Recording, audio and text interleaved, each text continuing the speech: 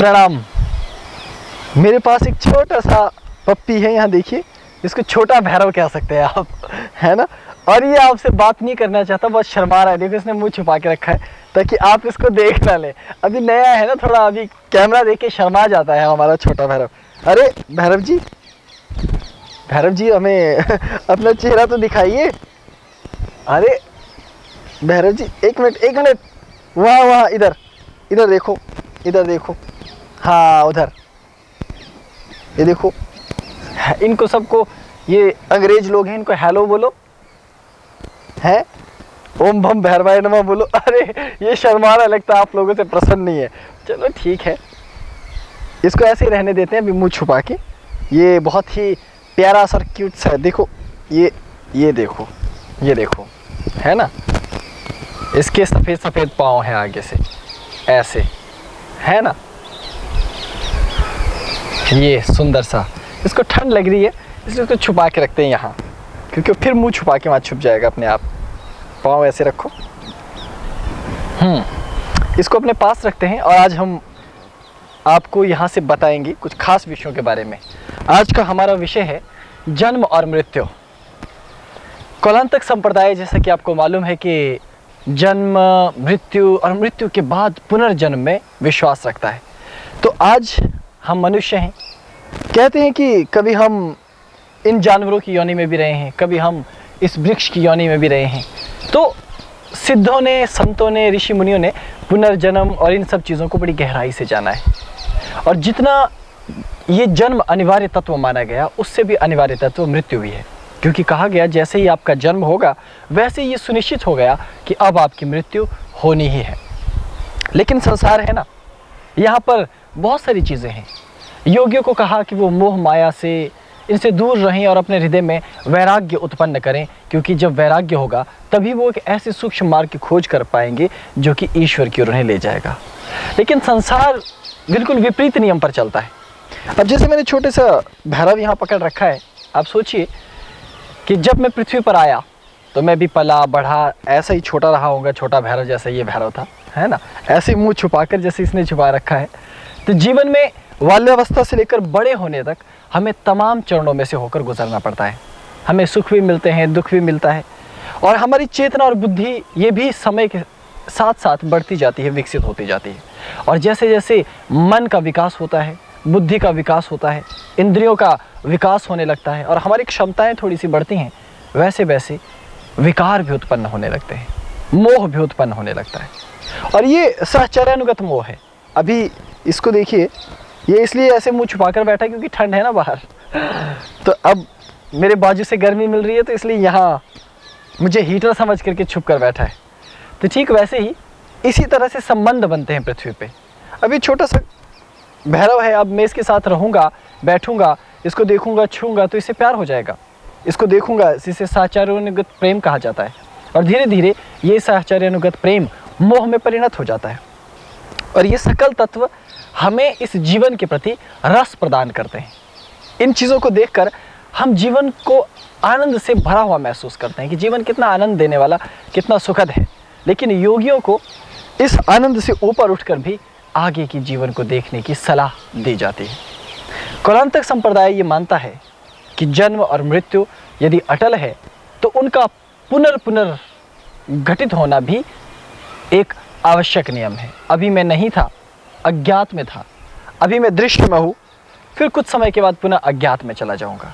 ये क्रम तो चल रहा है, लेकिन इस क्रम को चलाने वाला महाकाल है। और महाकाल का एक छोटा सा अंश, जिसको हम काल कहते हैं, समय कहते हैं, वो समय हमें ये सब करने का अवसर देता है।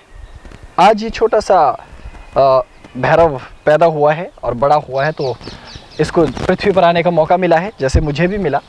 तो हमें ये मौका किसने दिया? काल ने दिया। और काल क्या है?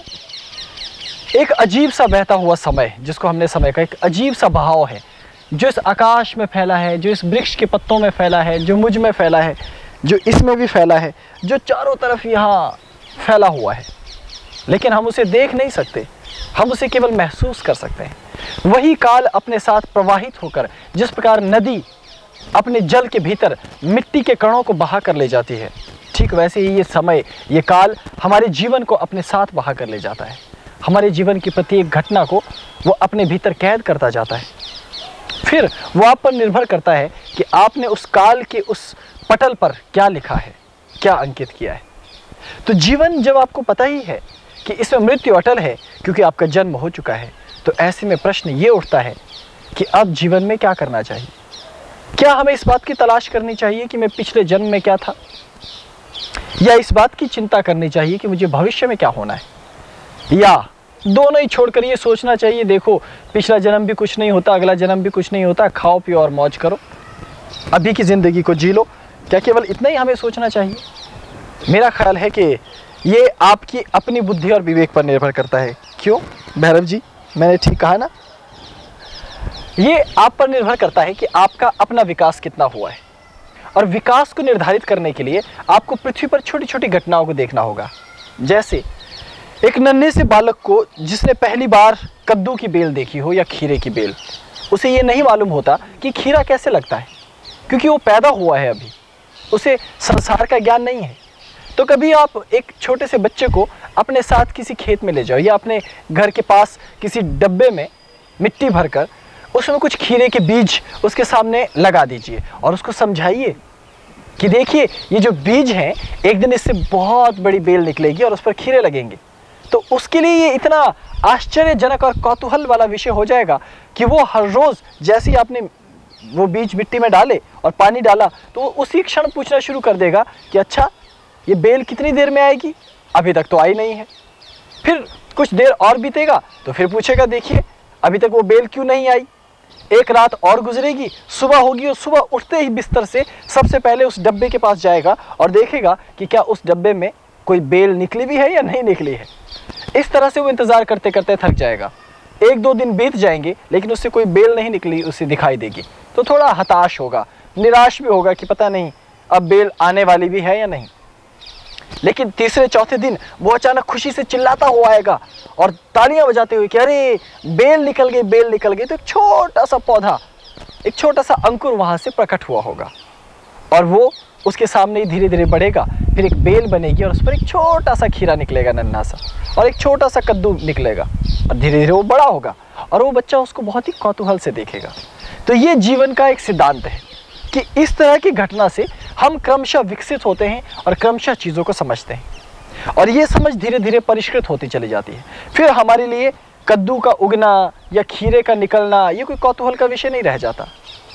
छोटे बच्चों को, इस तरह के छोटे बच्चों को आप बहुत प्यार से देखते हैं क्योंकि अभी इनका मस्तिष्क उतना चतुर नहीं है जितना कि आपका है, इसलिए इनमें और आप में अंतर है। आप अपने मस्तिष्क को परिपक्व समझते हैं, इसलिए आप ज़िंदगी को एक तरीके से जीते हैं जिसको आपने मान लिया है कि ये ज़िंदगी जीने का तरीका है। और यही ज़िंदगी का सत्य है कि आप पैसे कमाइए, घर परिवार बसाइए और अपने पास बैठकर अपने जीवन की सुख सुविधाओं का, संसाधनों का प्रयोग कीजिए, और यही जीवन है। पावर चाहिए आपको, शक्ति चाहिए आपको, साम्राज्य और सत्ताएं चाहिए आपको, लेकिन उस साम्राज्य और सत्ता के चक्कर में जो आपका वास्तविक चक्र है, जिसे हृदय चक्र कहा गया, वो कहीं नष्ट हो जाता है, वो कहीं लुप्त हो जाता है। और जीवन क्या है? जीवन को परिभाषित इस तरह से नहीं किया जा सकता कि मेरी सांसें चल रही हैं तो मैं जिंदा हूं। जीवन को इस तरह से परिभाषित नहीं किया जा सकता कि मेरा दिल धड़क रहा है तो मैं जिंदा हूं। जिंदगी एक अद्भुत शब्द है, जीवन अपने आप में एक सक्रिय शब्द है, और वो सक्रियता नकारात्मक, हिंसात्मक नहीं है, वो प्रेमात्मक है। यदि आपके हृदय चक्र में इस जीवन के प्रत्येक तत्व, जैसे मेरे पीछे ये वृक्ष है, तो यदि मैं इस वृक्ष को छूकर एहसास कर सकता हूं कि इस वृक्ष को कोई समस्या है, तो वो प्रेम हुआ ना। यदि मैं इस भैरव को अपने सीने से चिपका कर इसको अनुभव कर सकता हूं और ये मुझे अनुभव कर सकता है, तो वो जीवन हुआ ना। और यदि मैं किसी दूसरे तत्व को छूकर अपना प्रेम उस तक भेज सकूं, तो वो जीवन हुआ। तो जीवन वास्तव में अनुभूति ही है। जीवन घर बनाना नहीं है, जीवन नौकरी लगना नहीं है, जीवन बड़ा नाम कमा लेना नहीं है, जीवन शोहरत कमा लेना नहीं है। जीवन है हृदय चक्र का जागरण, बुद्धि चक्र का जागरण भी नहीं। हो सकता है आप मोस्ट इंटेलिजेंट पर्सन हो इस पूरे यूनिवर्स में, पूरे ब्रह्मांड में, तो भी क्या हो जाएगा। मान लीजिए आपको ऐसे हवाई जहाज बनाने आते हों जो 1 सेकंड में पृथ्वी की पूरी परिक्रमा कर डालें, तो भी क्या हो जाएगा। मान लीजिए आप एक ऐसे व्यक्ति हैं जो पूरा सौर मंडल अपना खुद नया बना सकता है, तो भी क्या हो जाएगा। क्योंकि इन सब में जीवन नहीं है, इन सब में निर्माण का कौशल अवश्य है, लेकिन जीवनी शक्ति बुद्धि चक्र में नहीं निवास करती और हृदय चक्र में निवास करती। इसलिए जीवन के दर्शन को समझना होगा तो योग के एक अद्भुत गोपनीय चक्र जिसे हृदय चक्र कहा गया उसे समझना होगा। और इसी हृदय चक्र से मोह पैदा भी होता है, उससे बचना भी होता है। हर चक्र की कुछ अच्छी बातें हैं और कुछ नकारात्मक भी। अब जैसे ये प्यारा सा जानवर मेरे हाथ में है, अगर मैं इसको पालू पोसू बड़ा करूं तो इससे मोह हो जाएगा ना। और अगर दुर्भाग्यवश ये मर गया कल को तो दुख होगा ना। रोऊंगा मैं, चिल्लाऊंगा, खाना नहीं खाऊंगा, कपड़े भी नहीं पहनूंगा, कमरे से बाहर नहीं निकलूंगा, रोऊंगा जोर जोर से, टब भर के 2 टब तो आंसू के बहाई दूंगा, है ना। तो इस तरह से फिर जीवन में उदासी आने लगेगी। पहले आपके जीवन में कुछ नहीं होता, आप रिक्त होते हैं। फिर आप इस संसार से सीखते हैं चीज़ों को और अपनी जीवन में चीज़ों को जोड़ते हैं और उनको जोड़ते चले जाते हैं और एक बड़ा कुनबा तैयार कर देते हैं। और जब आपकी ज़रूरतें वो कुनबा पूरा करने लग जाता है तो धीरे धीरे प्रकृति नया खेल शुरू करती है, वो चीज़ों को छीनती है आपसे। जैसे मैंने कहा कि एक छोटा सा बच्चा जिसने बेल लगाई खीरे की और कद्दू की, पहले उसको बेल नहीं दिखी, धीरे धीरे बेल विकसित हुई, धीरे धीरे कद्दू लगे, खीरे लगे। अब उसने खीरे भी खाकर देखे, उसने कद्दू की सब्जी भी खाकर देखी। अब पतझड़ का मौसम आएगा, उस बेल के एक एक पत्ते, उसका रंग पीला होने लगेगा और धीरे धीरे उसका रंग उजड़ते उजड़ते वो पत्ते झड़ने लगेंगे और आखिर में उस बेल का केवल एक सूखा डंठल रह जाएगा, बस एक लकड़ी का सूखा डंठल।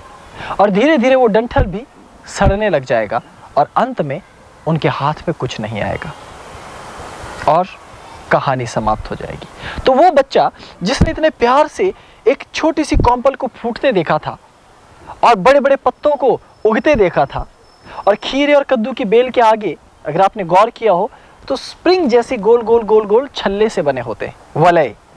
और वो वलय और वो छल्ले आगे ऊपर ऊपर चढ़ते जाते हैं दीवारों पे और वो बेल आगे बढ़ती है। हमारे जीवन के छल्ले, हमारे जीवन की वलय केवल प्रेम और हमारी भावनाएं हैं। यदि आप इस प्रेम और भावना को समझते हैं और इसका प्रयोग अध्यात्म के अदृश्य सफर में करते हैं तो आप जीवन को समझ जाओगे। अब आप सोचिए, बेल के पास तो आंखें नहीं है ना, बेल के पास तो और कोई तत्व है ही नहीं कि वो आगे अज्ञात में कैसे बढ़े, लेकिन उसके वो बले, उसके वो छल्ले इस अदृश्य संसार में, इस अनदेखे संसार में भी उसे रास्ता देने में उसकी मदद करते हैं।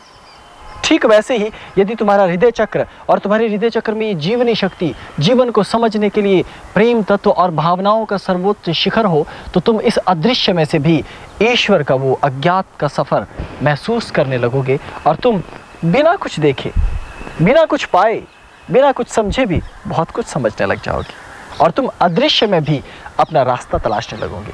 यही तो जीवन है। और जीवन क्या है? और इस जीवन को जब तुम महसूस करने लगते हो फिर अंत आने लगता है इस शरीर का, फिर नश्वरता आएगी, फिर सब मिटने लग जाएगा। वो खूबसूरत से पत्ते जो कभी बसंत में आए थे वो पतझड़ में सब सूख जाते हैं। वो हरियाली, वो पुष्प, वो फल जिनसे कभी वो बेल लदी हुई थी, एक दिन वो बेल रिक्त रह जाएगी एक सूखे डंठल की भांति। ठीक वैसे ही हमारा जीवन भी है। इसलिए जन्म और मृत्यु से व्यथित नहीं होना चाहिए, इसे साक्षी होकर देखना चाहिए, अनुभव करना चाहिए। लेकिन इसके बीच में ही जो कहानी है सारी इसी के बीच में है। फल केवल मध्य में आएगा। जब वो बीज था तब भी फल नहीं होगा, अब वो सूख गई बेल, अब भी फल नहीं होगा। फल दोनों के मध्य की स्थिति है। ठीक वैसे ही जब हम पैदा हुए तो हमने कहाँ सोचा था कि हम किसी जीव को भी प्यार कर पाएंगे, या हम किसी वृक्ष को भी प्यार कर पाएंगे, या हम खुले आकाश के नीचे बैठ पाएंगे। हमने कहाँ सोचा था। लेकिन इस काल ने हमें ये अवसर दिया और हमने इसे अनुभव किया। लेकिन इस काल के बीच में अगर हम इतने में ही संयमित रहते हैं तो हम केवल उतना ही जान पाएंगे जितना कि संसार हमें देना चाहता है, या हम जितना जानना चाहते हैं। ये ठीक वैसे ही मान लीजिए मैं भी एक छत पर खड़ा हूँ तो इसके आसपास जितनी चीज़ें होंगी मैं उतना ही देख पाऊंगा ना। अब अगर मैं इससे खुली जगह पर जाता हूँ तो और बड़ा क्षेत्रफल मेरे पास होगा, और ऊंचाई में हवाई जहाज पर उड़कर चला जाऊं वायुयान में तो बहुत बड़ा क्षेत्र में देख पाऊंगा, और चंद्रमा पर चला जाऊं तो पूरी पृथ्वी को भी देख पाऊंगा। तो मनुष्य जितना अपनी चेतना का विकास करेगा, जितना ऊंचा उठेगा, उतना ही अधिक वो जन्म और मृत्यु से उस पार इस जीवन की विशालता को देख पाएगा। इसीलिए न तो जन्म स्थिर है, न तो मृत्यु स्थिर है, और ना ही ये शरीर और ये देह स्थिर है। जैसे ये छोटा मुन्नू, मतलब कुत्ते का मुन्नू, ये सोच रहा होगा कि देखिए मैं तो पैदा हूँ, बड़ी मस्ती में हूँ, और जो कुछ मैंने सीखा है और मैंने प्राप्त किया है वो सबसे अद्भुत है कि मैं महायोगी की गोद में बैठा हूँ, तो ये तो जीवन की सर्वोच्च उपलब्धि है। तो इस कुत्ते के मुन्नू की गलती है ये। सॉरी कुत्ते का मुन्नू बोलने के लिए, मतलब अच्छा वाला मुन्नू बोलने के लिए। मुन्नू की पूँछ भी है क्या? हाँ, सुंदर वाली पूँछ। अरे कुत्ते की पूँछ पकड़ते नहीं है, नाराज़ हो रहा है, देखो पतली सी पूँछ है। अरे अरे मैं तुम्हें छेड़ नहीं रहा था, तुम्हारी पूँछ छेड़ रहा था। देखो तुम पूँछ मत छेड़ना, ठीक है? हाँ, तो जीवन में सर्वोच्च स्थिति क्या है ये कोई नहीं जानता। इसलिए कौल संप्रदाय ने और कौल संप्रदाय के योगियों ने कहा कि नित्य साधना करो। साधना एक ऐसा आयाम और माध्यम है जिसके माध्यम से आप ऐसे ऐसे तत्वों को भी जान पाओगे जो आपके लिए दुर्लभ है। जन्म और मृत्यु तो निरंतर चलने वाला चक्र है। अभी शुरू हुआ है, फिर नष्ट होगा, फिर शुरू हुआ है, फिर नष्ट होगा, ये तो चलता रहेगा। लेकिन इसको तुम जीत सकते हो, इससे तुम उस पार जा सकते हो। इसीलिए तुम्हें वो साधना जाननी होती है जो जन्म मृत्यु के उस पार तुम्हें ले जाती हो। और उसके लिए योग, ज्योतिष, तंत्र, मंत्र, वास्तु, इन सब का सहारा तो लिया जाता है, लेकिन इसको आप परिपूर्ण सहारा नहीं मान सकते। इसलिए आपको केवल इतना नहीं अरे भैरव जी, आप पीछे पीछे क्यों जा रहे हो? थोड़ा आगे आगे आओ ना, ऐसे छाती के पास रहो भाई। हाँ ऐसे, है ना? सो जाओ इधर आके, खराटे मारो आप, है ना? अरे मुझे गाली दिया? अच्छा अच्छा, चलो यहाँ सो जाओ, चलो।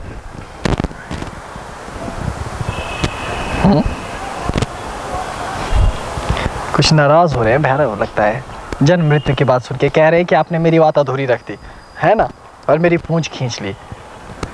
संसार भी हमारी पूंछ खींचता रहता है। वैसे भी हम कुछ भी कहें, संसार को हमारी बातों में गलतियां नजर आती रहती हैं। पूंछ खींचने की आदत संसार की पुरानी है ना। मैंने भी ये पूंछ खींचना आप ही लोगों से तो सीखा है। क्यों भैरव जी? सो जाओ नीचे मुंह रख के जरा।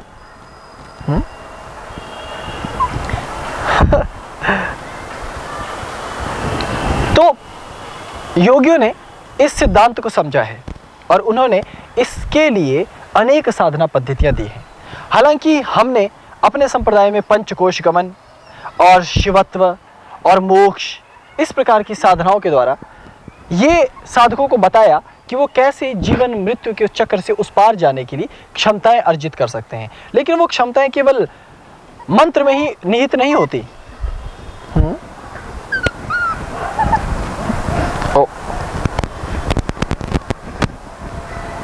ठीक है, अब तो ठीक है ना? गाली नहीं देनी है ना? तो हमें उन साधनाओं को केवल गुरु से प्राप्त नहीं करना होता कि आपने एक मंत्र सीख लिया, आपने एक साधना कर ली और आप उसको करते चले गए। साधना को समझना नितांत अनिवार्य है और साधना के साथ साथ उसके तत्वों और आयामों को समझना भी अनिवार्य है। क्योंकि साधना केवल मंत्र या यंत्र या कर्मकांड या अच्छे कपड़े पहन लेना या घंटी बजा लेना नहीं है। साधना का तात्पर्य है कि उसके भीतर निहित तत्व क्या है, उसके पीछे का रहस्य क्या है, और उन रहस्यों को निरंतर सत्संग के द्वारा बार बार अपने हृदय में पुनर्जीवित करना होता है। उसे आत्मचिंतन भी कहा जाता है। जब व्यक्ति इस प्रकार क्रमशः आत्मचिंतन करता है और इस प्रदत्त साधना को आगे बढ़ाता है तो वो इस जीवन मृत्यु के चक्र से उस पार जाता है। लेकिन पार जाने की भी दो विधियां हैं और वो मुझे बतानी पड़ेंगी। प्रथम विधि ये कि आपने मुक्ति प्राप्त कर ली, मतलब अब ना तो जन्म होगा, अब ना तो मृत्यु होगी, आप इस खेल से मुक्त हो चुके हैं। लेकिन एक और विधि भी है, वो ये है कि अब आप मुक्त हो गए हैं लेकिन अब स्वेच्छा से जन्म लेते हैं और स्वेच्छा से मृत्यु होती है।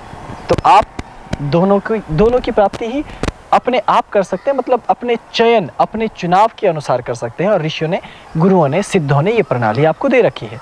तो गुरु की प्रदत्त प्रणाली पर अनुसरण करके आपको इस साधना को प्राप्त करना चाहिए। जीवन तो चल रहा है निरंतर, आपको तो अभी ये भी जानना है कि जीवन आखिर है क्या? क्या सो जाना जीवन है? या आराम करना जीवन है, भोजन करना या फिर आपकी तरह इंटेलिजेंट बनना जीवन है, नौकरी करना जीवन है या फिर मेरी तरह प्रवचन करना जीवन है। इनमें से जीवन कुछ नहीं है, ये जीवन की छोटी छोटी कड़ियाँ हैं। लेकिन जीवन इन सब में से उदाहरण से समझाना पड़ेगा कि जीवन कड़ियों कड़ियों कड़ियों से मिलकर बना होता है, उसी को जीवन कहते हैं। लेकिन उसकी आत्मा, उसका प्राण क्या है, ये कोई नहीं जानता। जैसे आपने एक फूल देखा है, फूल में खुशबू होती है, फूल बहुत सुंदर होता है। अब आप फूल को तलाशने लग जाओ कि फूल आखिर कहते किसको, और एक एक पत्ता उसका निकालते जाओ, तो आखिर में क्या आपको फूल मिलेगा? कुछ भी नहीं मिलेगा। क्यों? क्योंकि पुष्प को समझने के लिए पंखुड़ियों से ही उसे समझा जा सकता है, क्योंकि पंखुड़ी ही पुष्प है। तो जीवन में जो आपकी भावनाएं हैं, आपका हृदय चक्र है, उससे निकलने वाला प्रत्येक विचार ही आपका जीवन कहलाता है। तब तो थोड़ा मुश्किल है समझने में, लेकिन कौलाचार्य इसको समझाता है अपनी पद्धति और अपने तरीकों से। तो थोड़ा सा विश्राम कीजिए और थोड़ा सा मस्तिष्क को भी विश्राम दीजिए और कौल क्रम को जानने की कोशिश कीजिए और ये पता कीजिए कि आखिर ऋषि ने कौन सी प्रणाली तुम्हें दी है जो जन्म को भी बताएगी, मृत्यु को भी। बहुत सारे सिद्ध हुए हैं जिनको अपने पूर्व जन्म में यथावत याद रहते, पिछले जन्म की पढ़ी हुई चीज़ें याद रहती। आपको भी रह सकते हैं। और कुछ तो ऐसे योगी भी हैं जो छुपे रुस्तम हैं, बताते नहीं हैं और मस्ती कर रहे हैं संसार में आकर, और अगले जन्म की भी उन्हें चिंता नहीं है। वो कहीं भी रहेंगे, नित्य स्थित हैं, स्थित धी हैं और सर्वत्र मुक्त होकर विचरण कर रहे हैं।